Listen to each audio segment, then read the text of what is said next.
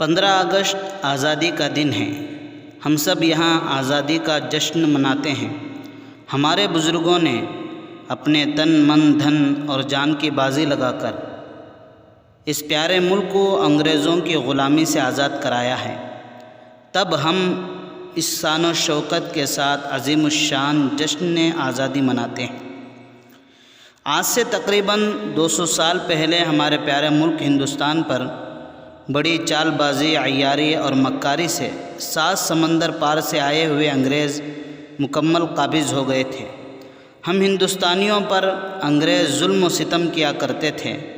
ہم اپنے ہی ملک اور اپنی ہی زمین میں ان کے غلام تھے۔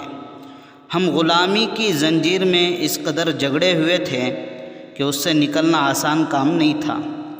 لیکن جب ہندوستان کے رہنے والے تمام ہندو، مسلمان اور سکھ عیسائی نے مل کر جد و جہد کی تو غلامی کی زنجیر کو توڑنے میں کامیاب ہو گئے اور آخر کار ہمارا یہ ملک 15 اگست 1947 کو انگریزوں کے ظلم و ستم اور ان کی غلامی سے آزاد ہو گیا، اور اب ہم سب ہندوستانی آزاد ملک کے شہری ہیں۔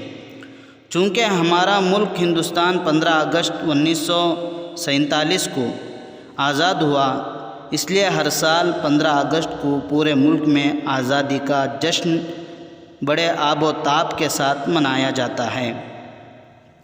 اس ملک کو آزاد کرانے میں ہندو، مسلم، سکھ، عیسائی تمام لوگوں نے بڑی بڑی قربانیاں دی ہیں، لیکن افسوس صد افسوس، آپ ہندوستان کے جس کونے میں چلے جائیں، جس اسکول، کالج اور یونیورسٹی کا دورہ کریں، جہاں پر بھی آزادی کا پروگرام منعقد ہوتا ہے، وہاں گاندھی جی، نہرو جی، بھگت سنگھ جی اور جھانسی کی رانی جیسے سینکڑوں مجاہدین آزادی کا ذکر تو ہوتا ہے، مگر لاکھوں کی تعداد میں آزادی کے خاطر جان دینے والے مسلم مجاہدین آزادی کو مکمل طور پر بھلا دیا جاتا ہے۔ نہ تو ان کا نام لیا جاتا ہے اور نہ ہی ان کا تذکرہ کیا جاتا ہے۔ اس ملک کو آزاد کرانے کے لیے علماء اکرام نے سروں پر کفن باندھ کر انگریزوں کے خلاف علم بغاوت بلند کرتے ہوئے ہزاروں ہزار کی تعداد میں شہید ہوئے ہیں۔ علامہ فضل حق خیر آبادی رحمۃ اللہ علیہ، جنہوں نے انگریزوں کی حکومت کے خلاف جہاد کا فتویٰ دیا تھا، جنہیں کالا پانی کی سزا دی گئی، فتویٰ واپس لینے کے لیے دباؤ بھی ڈالا گیا، لیکن علامہ فضل حق خیر آبادی نے کہا کہ فتویٰ طبیعت کی روشنی میں نہیں دیا جاتا ہے کہ جب چاہے بدل دیا جائے، بلکہ فتویٰ شریعت کی روشنی میں دیا جاتا ہے، اس لیے فتویٰ بدلا نہیں جا سکتا۔ اور ہم جس مذہب سے تعلق رکھتے ہیں، یعنی مذہب اسلام سے، اس مذہب میں وطن عزیز سے محبت اور حفاظت کرنے کی تعلیم دی گئی ہے۔ تو ہم اپنی آخری سانس بھی اپنے ملک ہندوستان کے لیے قربان کر دیں گے، اپنے خون کا آخری قطرہ تک ملک کے لیے بہا دیں گے، لیکن فتویٰ نہیں بدلیں گے۔